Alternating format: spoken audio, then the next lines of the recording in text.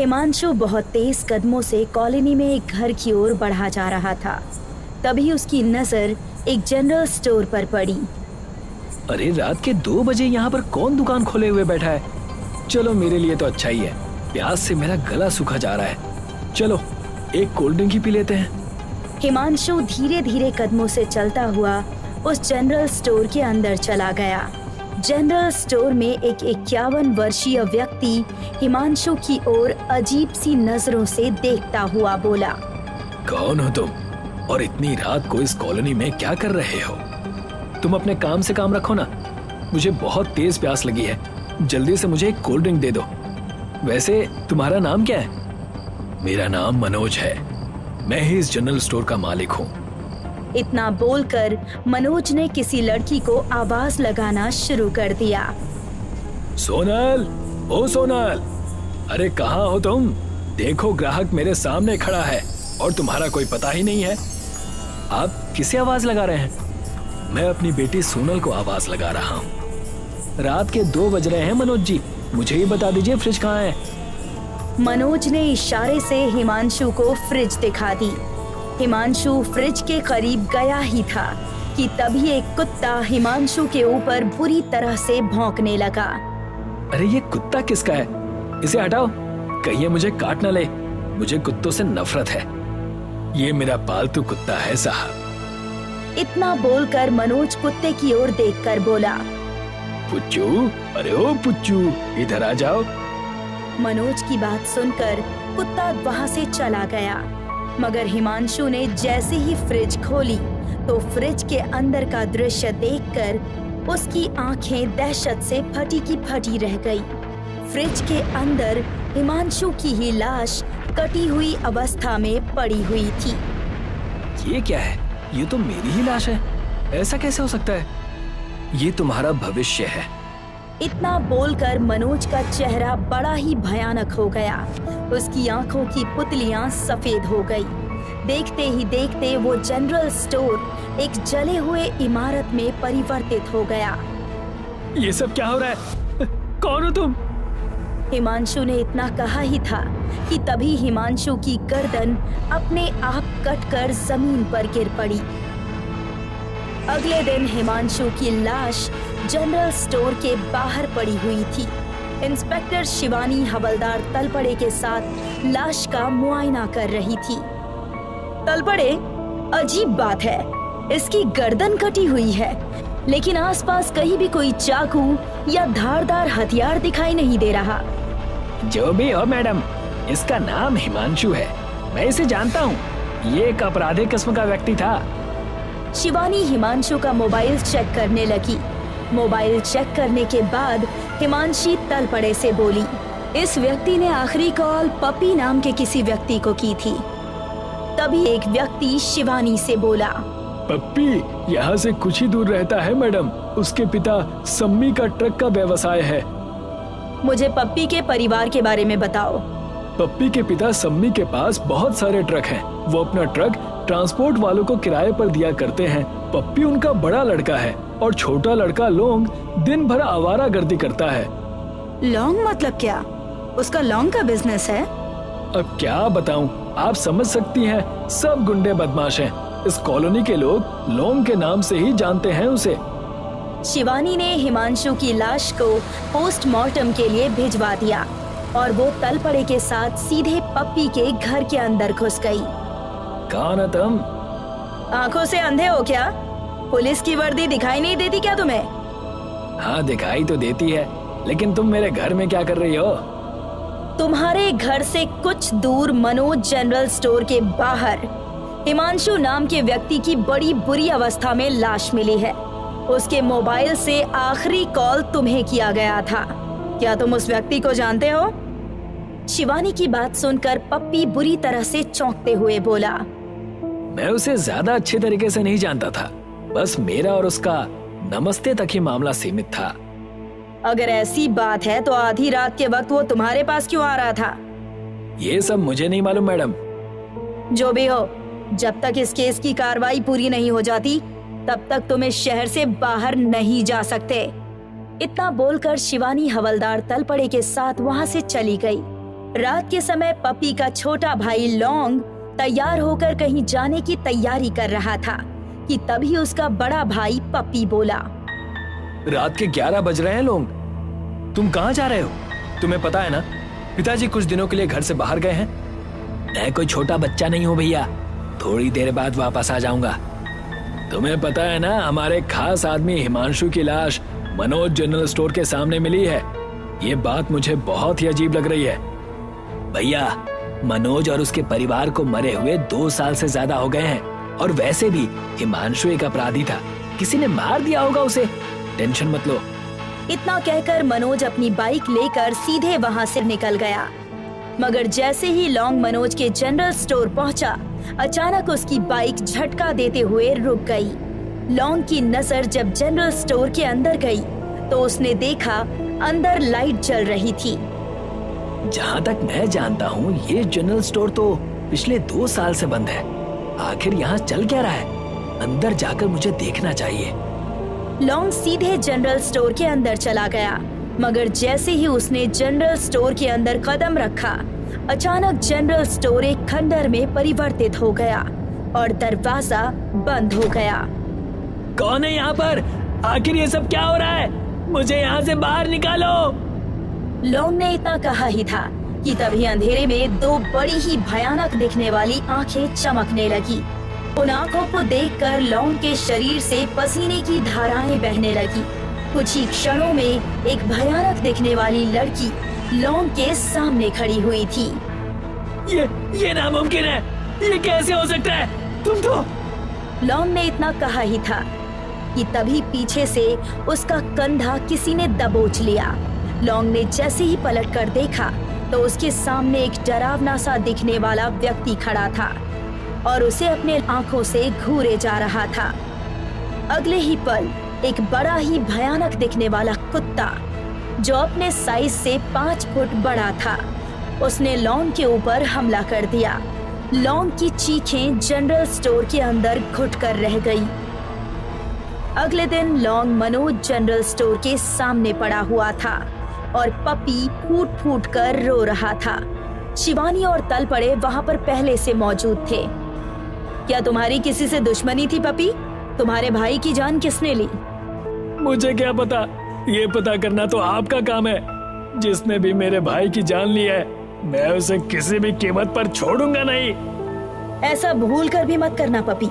कानून को अपने हाथ में लेने का तुम्हें कोई अधिकार नहीं है। मैं तुम्हारे भाई के कातिल को ढूंढने का पूरा प्रयास करूंगी। वैसे तुम्हारे पिताजी कहाँ हैं? पिताजी कुछ ही देर में यहाँ पर पहुँचने वाले होंगे। तभी वहाँ पर एक ब्रांडेड कार आकर रुक गई। कार के अंदर से एक बूढ़ा व्यक्ति रोता हुआ बाहर निकला। क्या आप ही सम्मी हैं? हाँ। मुझे आपके बेटे का अफसोस है। मैं उसके हत्यारे को ढूंढ निकालूंगी। तुम्हें अब कुछ भी करने की कोई जरूरत नहीं है। अब जो करूंगा मैं करूंगा। शिवानी हवलदार तलपड़े के साथ थाने आ गई। तलपड़े, कुछ तो गड़बड़ जरूर है। कल ही मनोज जनरल स्टोर के सामने हिमांशु की लाश मिली और हिमांशु के नंबर से आखिरी कॉल पपी को किया गया था, और आज पपी का भाई। कुछ तो गड़बड़ जरूर है। मुझे लगता है कि ये किसी भूत का चक्कर है। बकवास बंद करो तलपड़े। तुम्हें तो वैसे भी हर जगह भूत प्रेत ही नजर आते हैं। मैं इन बातों पर विश्वास नहीं करता मैडम, लेकिन जिस तरह से हत्याएं हो रही हैं, उसे देखकर मुझे यही लगता है कि ये किसी इंसान का काम नहीं है। आज रात दूध का दूध और पानी का पानी हो जाएगा। आज रात हम दोनों चुपके से मनोज जनरल स्टोर पर नजर रखेंगे। लेकिन वो तो 2 सालों से बंद पड़ा हुआ है। अपनी बेटी के साथ उस जनरल स्टोर को चलाता था। कहते हैं कि किसी ने मनोज और उसकी बेटी को गोली मारकर उनकी हत्या कर दी। यहाँ तक कि हत्यारों ने उसके कुत्ते को भी नहीं छोड़ा। जानती हूँ, मुझे लगता है कि कोई हत्यारा उस जनरल स्टोर के अंदर बंद होने का कहीं न कहीं फायदा उठा रहा है। इधर रात में पपी रोते हुए अपने पिता से बोल रहा था। आपके कर्मों की सजा मिली है मेरे भाई को। बकवास बंद करो। मेरी गैर हाजिरी में तुम अपने छोटे भाई की देखभाल नहीं कर पाए और ऊपर से मुझ पर ही आरोप लगा रहे हो।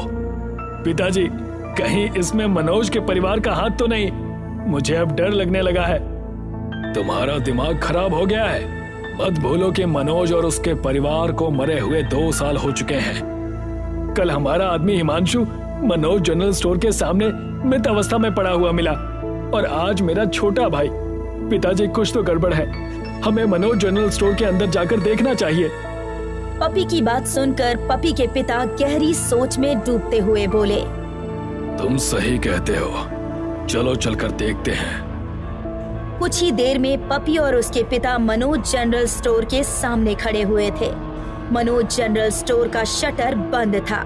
फिर अचानक शटर अपने आप खुल गया और अंदर की लाइट्स ऑन हो गई। ये सब क्या है? घबराओ मत, आजकल विज्ञान ने बहुत तरक्की कर ली है।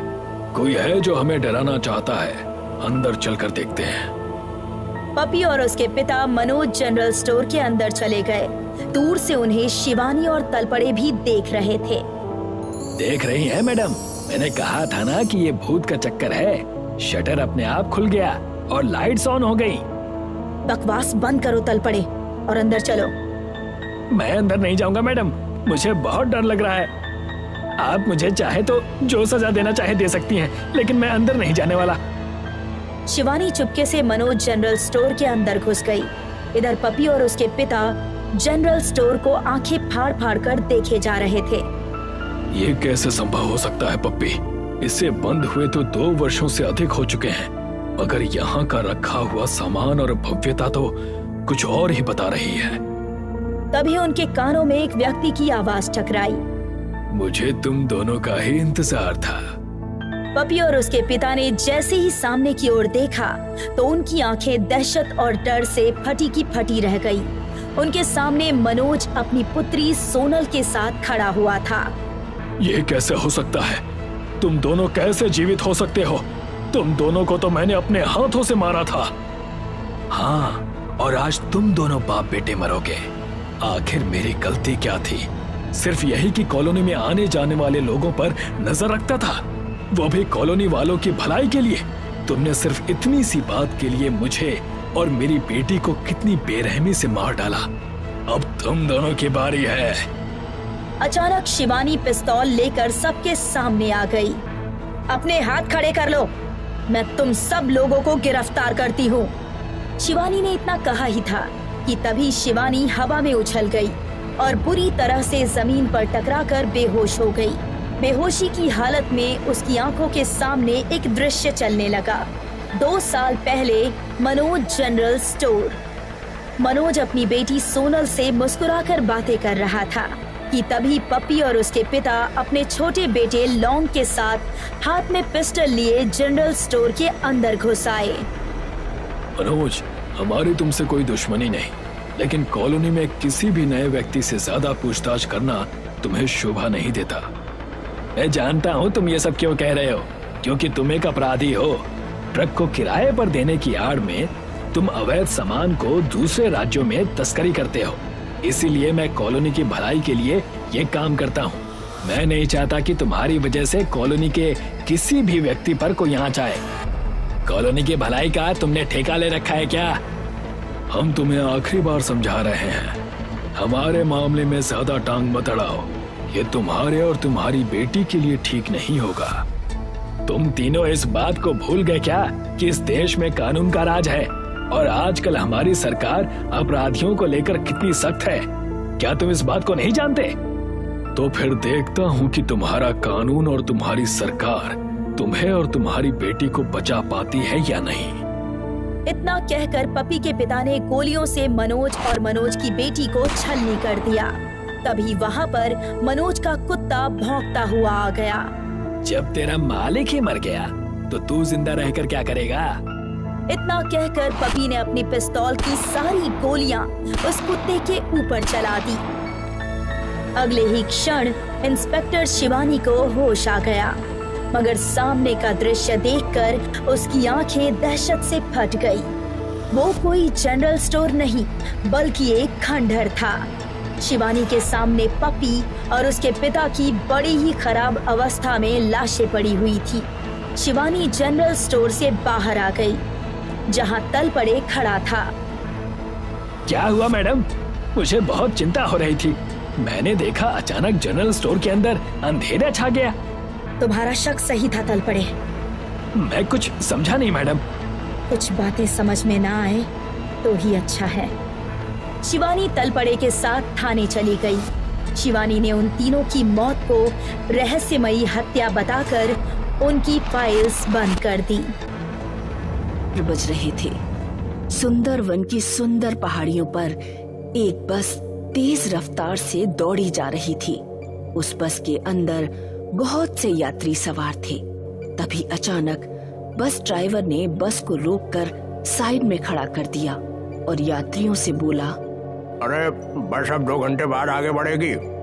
ड्राइवर की बात सुनकर रितेश नाम का एक यात्री झुंझला कर बोला, ये क्या कह रहे हो ड्राइवर? 5 मिनट में हम सब सुंदरवन पहुंच जाएंगे। बस को रोकने का मतलब क्या है, वो भी इस घने जंगलों के बीचों बीच?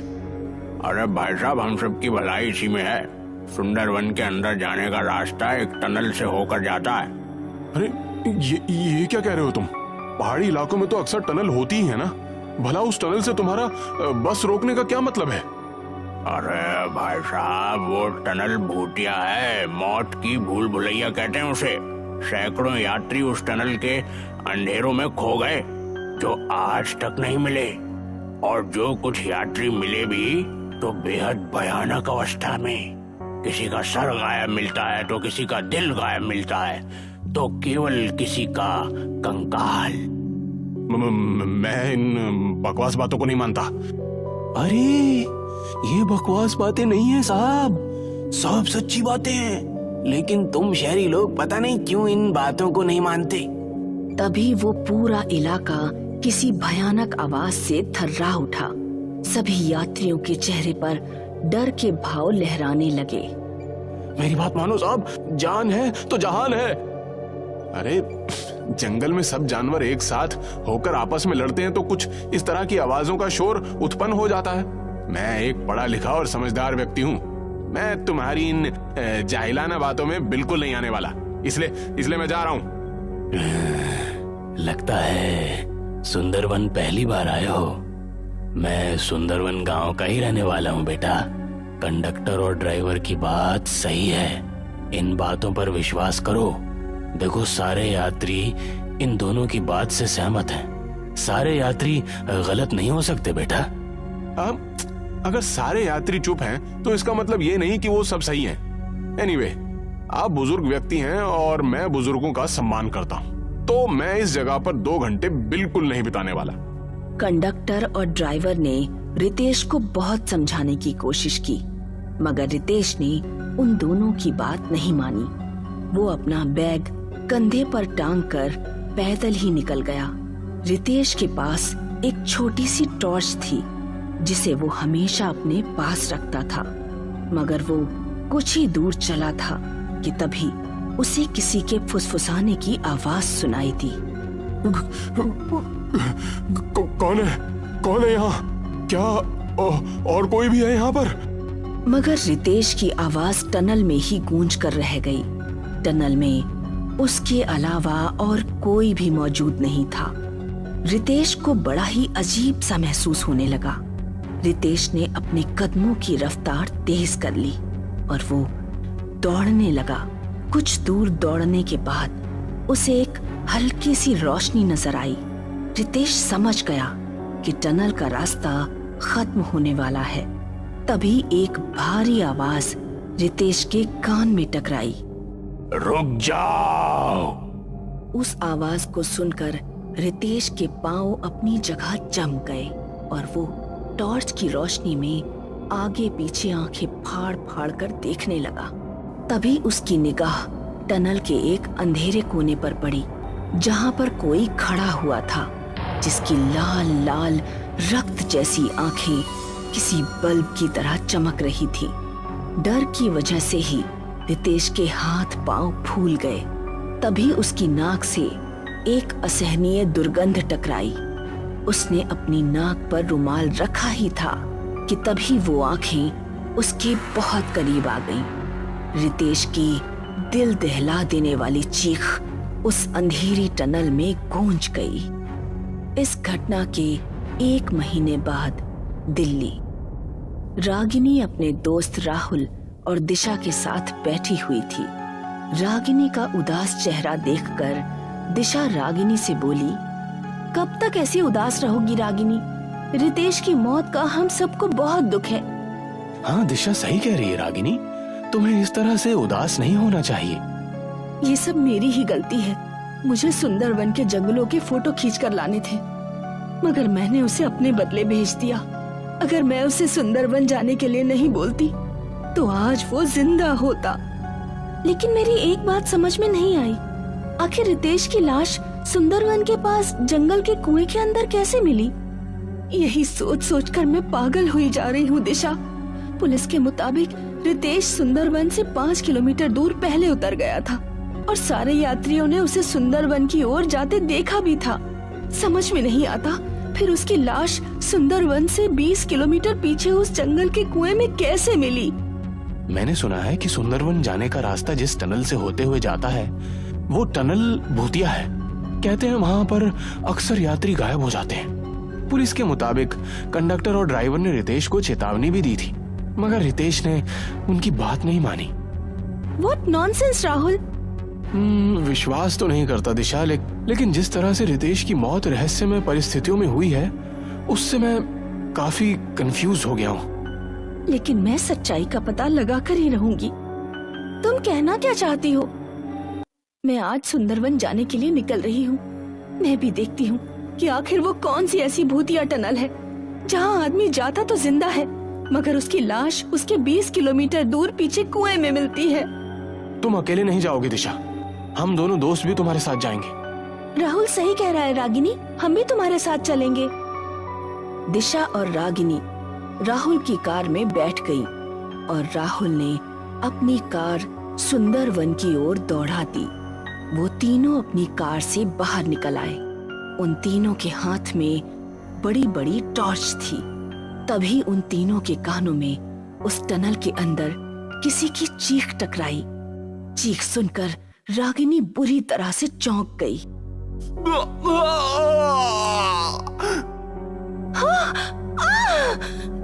ये चीख तो रितेश की है। राहुल, जो यहाँ आने से पहले बिल्कुल भी डरा हुआ नहीं था, कपकपाते हुए बोला, ये चीखें तो रितेश की ही हैं और रितेश को मरे हुए तो 2 महीने हो गए हैं। ये कैसे हो सकता है? कहीं हम लोग रात के वक्त इस टनल के अंदर जाने की गलती तो नहीं कर रहे? दिन में तो यहाँ पर रोड चालू हो जाता है। रितेश की मौत की सच्चाई का पता लगाने के लिए हमें रात में ही इस टनल के अंदर घुसना होगा। ठीक है, जो भी होगा देखा जाएगा। चलो चलते हैं। राहुल, दिशा और रागिनी अपनी कार के अंदर दोबारा बैठ गए। राहुल ने तेज स्पीड में कार दौड़ा दी, मगर उसकी कार टनल के अंदर कुछ ही दूर चली थी कि अचानक कार की हेडलाइट्स बंद हो गई और चारों ओर अंधेरा छा गया। गाड़ी रोको राहुल! राहुल ने तुरंत पैर से ब्रेक दबा दिए। अरे यार, अब ये कार को क्या हो गया? ये तो स्टार्ट ही नहीं हो रही। तभी उन तीनों को बहुत दूर से एक हल्की सी रोशनी आती हुई दिखाई दी। अचानक तीनों के कानों में रितेश की आवाज टकराई। रुक जाओ! उन तीनों ने जैसे ही सामने की ओर देखा तो सामने का दृश्य देखकर उनके डर से रोंगटे खड़े हो गए। कुछ ही देर बाद उन सब के शरीर उस अंधेरे में तीनों को नजर आने लगे। वो सब बहुत भयानक दिखने वाले मुर्दे थे जो राहुल, दिशा और रागिनी को खाने वाली नजरों से देख रहे थे। उन भयानक चेहरों में राहुल भी एक भयानक मुस्कान लिए हुए उन तीनों की ओर देख रहा था। भागो यहाँ से! राहुल के इतना बोलते ही दिशा और रागिनी राहुल के साथ भागने लगी। उसने एक ही झटके में राहुल को पकड़कर दबोच लिया और अपने पंजे उसकी गर्दन में घुसेड़ दिए। राहुल की दिल दहला देने वाली चीख टनल में गूंज गई। भागना जारी रखो रागिनी। उन सब ने लगता है राहुल को खत्म कर दिया। लेकिन राहुल, अगर हम दोनों भी यहाँ रुके तो मारे जाएंगे। दिशा और रागिनी पूरे शरीर की ताकत लगाकर वहाँ से अंधेरे में भागने लगी। उन्हें नहीं पता था कि वो अंधेरे में किस दिशा की ओर भागे जा रही थी। तभी दोनों को उस टनल में एक द्वार नजर आया, जिसके अंदर लाल रंग का प्रकाश फैला हुआ था। उन दोनों को ऐसा महसूस हो रहा था जैसे कि वो जमीन की गहराइयों में उतरती जा रही हो। अचानक उन दोनों का शरीर पानी से टकराया। उन दोनों के हाथ में अभी टॉर्च थी।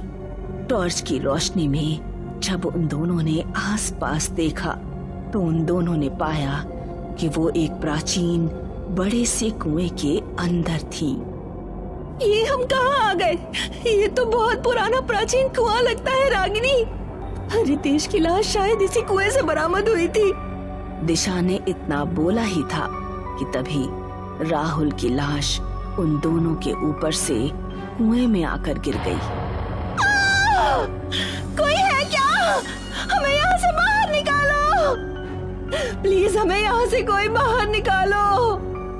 तभी उन दोनों के कानों में कुएं के ऊपर से एक भारी आवाज टकराई।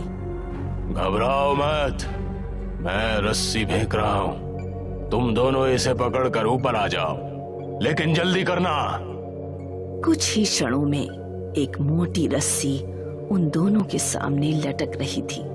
दिशा और रागिनी उस रस्सी को पकड़कर कुएं से बाहर निकल आई और लंबी लंबी सांसें लेने लगी। उन दोनों के सामने एक बूढ़ा दिखने वाला व्यक्ति अजीब से अंदाज में उन्हें देख रहा था। तुम दोनों इस कुएं के अंदर कैसे आई? इस जंगल में तो कोई नहीं आता और यहाँ का कुआं शापित है। यहाँ अक्सर मुसाफिरों के कटे फटे शव मिलते हैं। रागिनी एक ही सांस में सारी घटना उस बूढ़े व्यक्ति को बताने लगी। समझ गया, तुम्हारा दोस्त उस भूतिया रहस्यमय टनल का शिकार हुआ था कि उस टनल के अंदर अर्ध पुरुष का राज है। अर्ध पुरुष? क्या कहना चाहते हैं आप? आज से करीब 200 वर्ष पूर्व ये खंडहर वीरान नहीं थे, बल्कि यहाँ पर एक गांव बसा हुआ था जिसे आज के लोग पुराने सुंदरवन के नाम से जानते हैं। उस समय सुंदरवन के गांव के वासी इसी गांव के कुएं में पानी पिया करते थे। कहते हैं कि गांव के मुखिया में एक बच्चे ने जन्म लिया जिसका आधा हिस्सा इंसानों जैसा था और आधा हिस्सा अजीब से दिखने वाले किसी जानवर की तरह। सभी गांव वाले उससे बहुत डरते थे। उनका मानना था कि मुखिया भगवान का नहीं बल्कि शैतान का पुजारी था। मुखिया के घर में किसी इंसान ने नहीं, एक शैतान ने जन्म लिया था। उस बच्चे को गांव के लोग डर की वजह से अर्ध पुरुष के नाम से जानते थे। जवान होकर उस अर्ध पुरुष ने गांव के ही लोगों को मारकर खाना शुरू कर दिया। उस दौर में वो टनल एक गुफा थी। वो गांव के लोगों को उस गुफा में मारकर खा जाता और उनकी हड्डियों को इसी कुएं में फेंक देता। जब गांव में अंग्रेजों का आना प्रारंभ हुआ तो उन्होंने गांव के विकास के लिए उसी गुफा को काटकर एक टनल बना दिया।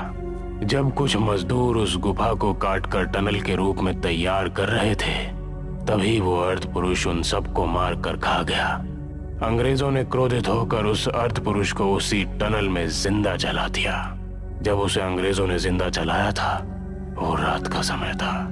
तब से आज भी रात के समय वो उस टनल में अपने शिकार का इंतजार करता है और वो जिन लोगों को मारकर खाता है, उनकी आत्माएं उसके वश में आ जाती हैं। हमने तो सुना था कि यह टनल हॉन्टेड है, लेकिन इतनी बारीक जानकारी आपको कैसे मिली? दिशा की बात सुनकर वो बूढ़ा रहस्यमयी नजरों से दिशा की ओर देखते हुए बोला, क्योंकि वो अर्ध पुरुष कोई और नहीं बल्कि मैं ही हूँ। बूढ़े ने इतना कहा ही था कि तभी कुएं के अंदर से बहुत तेज किसी के हंसने की आवाजें गूंजने लगी। देखते ही देखते उस कुएं के अंदर से राहुल अपना भयानक चेहरा लेकर बाहर निकलकर उन दोनों के सामने खड़ा हो गया। दिशा और रागिनी के सामने वही टनल वाले भयानक चेहरे खड़े हुए थे। उस बूढ़े का रूप अब परिवर्तित हो चुका था।